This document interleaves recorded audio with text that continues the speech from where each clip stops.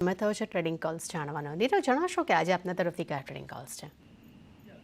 પહેલું છે engineers India. Engineers ઇન્ડિયાએ બહુ સરસ બ્રેકઆઉટ આપ્યું છે એક ફ્લેગ પેટર્નનું, અને એન બાદ હવે એમ લાગે છે કે અહીંયાથી 220ના લેવલ સુધી જઈ શકે છે. કરંટ લેવલ્સથી બાઇંગ કરી શકાય.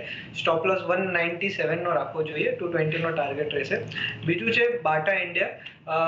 બાટા India double bottom kind of formation બનાવી છે, પોઝિટિવ ડાયવર્જન્સ છે, અને અહીંયાથી પોસિબલ છે કે સ્ટોક ઉપરમાં 1500ના લેવલ સુધી જઈ શકે છે. કરંટ લેવલ્સથી આપણે બાઇંગ કરી શકાય. નીચેમાં 1420 એ તમારો સ્ટોપ લોસ રહ્યો છે.